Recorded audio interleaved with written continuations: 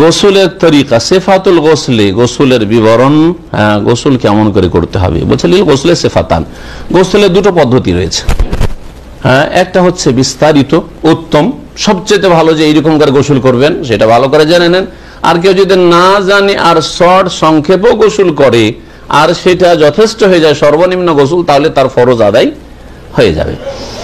আউয়ালান প্রথম হচ্ছে সেফাতুল গোসলিল কামিল, পূর্ণাঙ্গ গোসলের বিবরণ, একবারে পারফেক্ট গোসল যেটা এর তরিকা পদ্ধতি, সেটা হচ্ছে ওয়াহুয়াল মুশতামিলু আলাল ওয়াজিবি ওয়াল মুস্তাহাবি, এমন গোসল যেই গোসলে আপনি ওয়াজিব কাজগুলিও করলেন আর মুস্তাহাব উত্তম কাজগুলি করলেন, সবগুলি কোনোটাই ছাড়লেন না। এটা হচ্ছে পূর্ণাঙ্গ গোসল। সেটা শুনে নেন, তার তরিকাটা বিস্তারিত বলেছে। আইয়ান উইয়া বিকালবিহি, প্রথম অন্তরে কি করবেন? নিয়ত করবেন না, নাওয়াইতে পড়বেন নাওয়াইতুল গোসলা লিরাফিল হাদাসে, আবি ইস্তেবাহাতি সলাতে, বিদাতীদের কিতাবাদিতে ওই চটি বটিতে সব কথা লেখা আছে। আমি গোসলের নিয়ত করছি আমার হদস দূর করার জন্য, জি হ্যাঁ, অথবা আমার নামাজকে মুবাহ করার জন্য, এখন তো আমি নামাজ পড়তে বাধা প্রাপ্ত, তো নামাজ যেন আমার জন্য জায়েজ হয় পড়াটা, সেটার জন্য, সব কথা তাতে বানানো কথা। না আল্লাহ শিখিয়েছেন, না রসুল শিখিয়েছেন, না চার খোলাফা শিখিয়েছেন, না কোনো এক সাহাবী শিখিয়েছেন, না চার ইমাম আবু হানিফা, শাফি, মালিক, আহমদ শিখিয়েছেন, না তার ছাত্ররা শিখিয়েছেন, কেউ শিখাবে। বোঝা গেছে? এগুলো একেবারে স্পষ্ট বিদাত।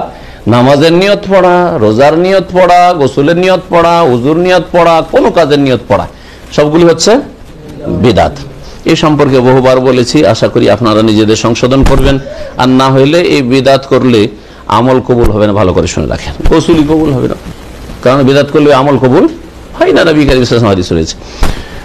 প্রথম নিয়ত করবেন অন্তরে, আর আসলে নিয়তের স্থলই হচ্ছে অন্তর, নিয়তের জায়গা হচ্ছে অন্তর। মানুষ মনে মনে নিয়ত করে, ঠিক না ভাই? আমার মনে একটা নিয়ত আছে, অনেকে বলেন না আপনারা, কি ভাই নিয়ত আছে একটু বলেন না, বলেছেন?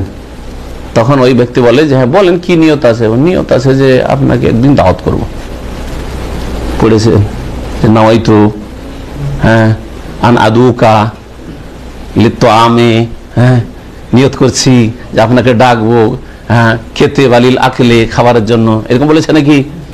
হ্যাঁ, নিয়ত মনে মনে আছে যে ভাইকে আমার দাওয়াত করবো একদিন, মনের কথাটা ব্যক্ত করে, এটা হচ্ছে নিয়ত, এটা হচ্ছে সংকল্প। জি, নিয়ত মানে সংকল্প।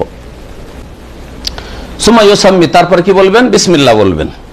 উত্তম গোসল। ওয়াগসিলু ইয়াদাইহি সালাসান, তারপরে দুই হাত কবজি পর্যন্ত ধুইবেন 3 বার করে। ওয়াগসিলু ফারজাহু, আর তারপরে লজ্জা স্থান ধৌত করবেন। কি করবেন? লজ্জা স্থান ধৌত করবেন। পানিতে যদি হাত ডুবাইতে হয়, এর আগে মানে আলোচনাগুলি এসেছে, তাহলে কি করতে হবে? আগে ধুয়ে নিতে হবে, কারণ রাত্রে শুয়েছিলেন বা দীর্ঘক্ষণ দিনেই হলে শুয়েছিলেন, কি জানি কি কোথায় গেছে না গেছে। লজ্জা স্থান ধৌত করবেন। পরিষ্কার করতে চান, আজকাল সাবানের যুগে সাবান দিতে চান, যা করবেন তা করবেন, ওযুর আগে কিন্তু লজ্জা স্থান পরিষ্কার করে নেবেন। সুম্মায়াতাওয়াদ্দা ওযুআন কামিলা, তারপর পূর্ণাঙ্গ ওযু করবেন। পূর্ণাঙ্গ ওযু করে মা গাসলে রিজলাইহি, 2 পা সহ ধুয়ে নেবেন। এটা একটা তরিকা, এটা হাদিসের কিছু হাদিসে রয়েছে। আর কিছু হাদিসে রয়েছে যে ওযুর সবগুলি কাজ করে নেন, শুধু কোনটা বাকি রাখবেন?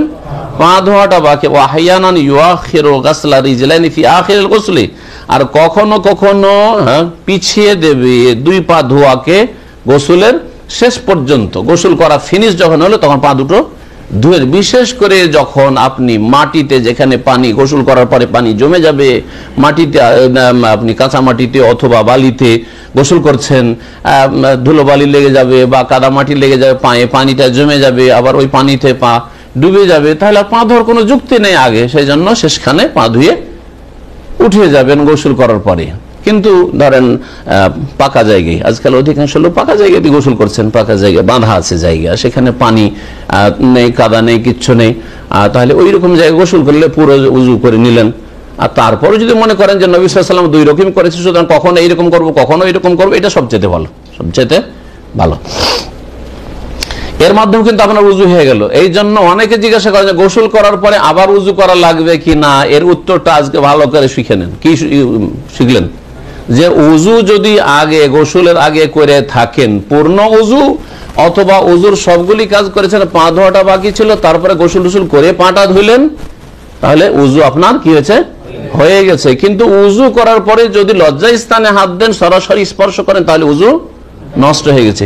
শুধু শুধু গোসল করলেন, গায়ে পানি ঢেলে দিলেন, উযু টুজু করলেন না, আর বললেন যে আমার উযু হয়ে যাবে, এই দিয়ে নামাজ পড়া যাবে কিনা? নামাজ পড়া যাবে না, কারণ এতে তরতিব আপনার ঠিক থাকলো না। আপনি উযু যে ভিন্ন আরেকটি ইবাদত, সেই ইবাদত আপনি করেন, শুরুতেও করেননি আর শেষেও করেননি গোসলের। সুতরাং এই শুধু গোসল দিয়ে নামাজ পড়া ঠিক হবে না, যদিও এই বিষয়ে ফুকাহাদের দ্বিমত রয়েছে, ইখতিলাফ রয়েছে। যেটা ঠিক মনে করি সেটাকে বললাম।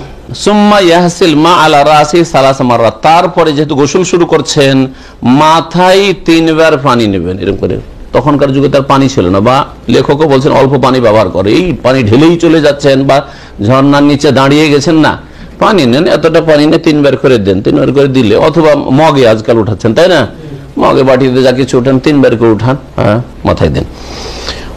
ইয়ারউই উসুল আশআরিহি, চুলের যে জড়গুলি রয়েছে, হ্যাঁ হ্যাঁ, সেগুলিতে কি করবে, হ্যাঁ, পানি পৌঁছাবে, হ্যাঁ, রসিয়ে দিবে সেগুলিতে পানি একবারে। চুলে যে লোমকূপ যেটাকে বলা হয়, কি বলা হয়, লোম যে জায়গাগুলোতে গজিয়েছে, এগুলোকে শুদ্ধ ভালো বাংলাতে কি বলা হয়, লোমকূপ। ওই লোমকূপ গুলোতে একবারে লোমের যে শিকড় জড় রয়েছে, ওইখানে পানিটা আপনার পৌঁছে দিতে হবে, পানি পৌঁছে দিতে হবে।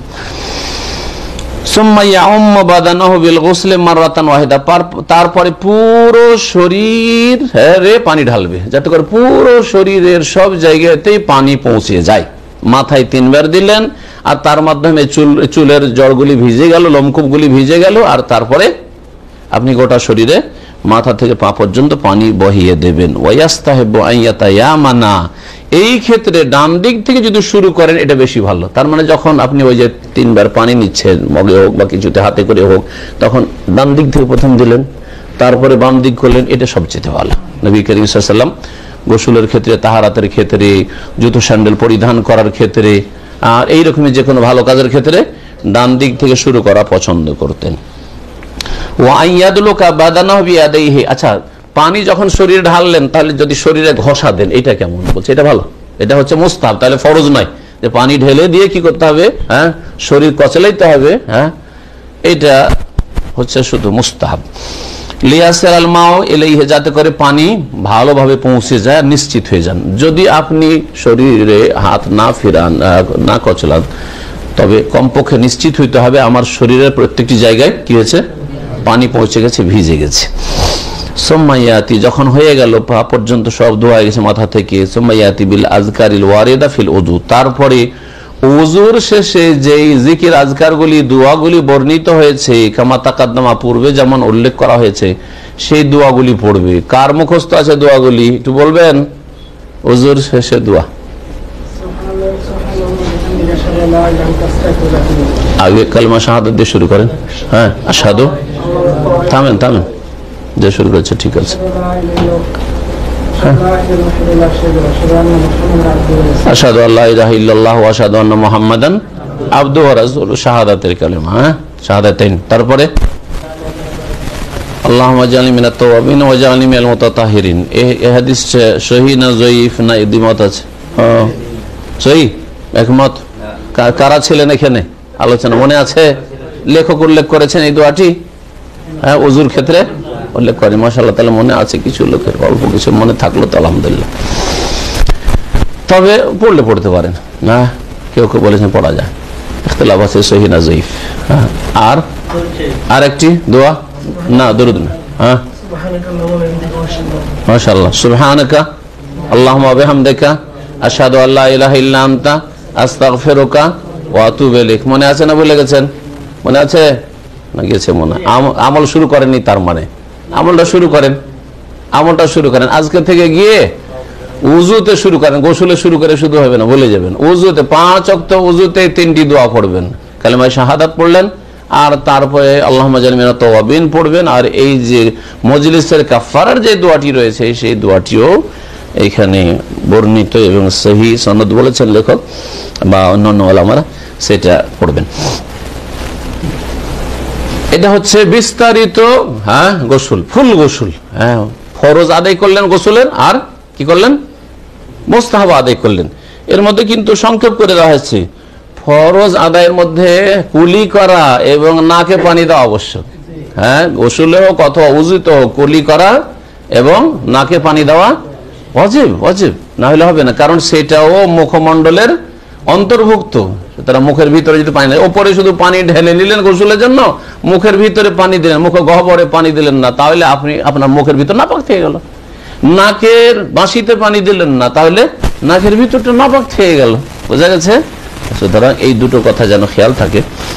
লেখক সেইখানে উল্লেখ করেছেন, উজুর বিবরণ উল্লেখ করেছেন, কিন্তু এখানে উল্লেখ করেনি, কারণ উজুর কথা তো বলে দিয়েছেন, তাতে চলে এসছে সেটা।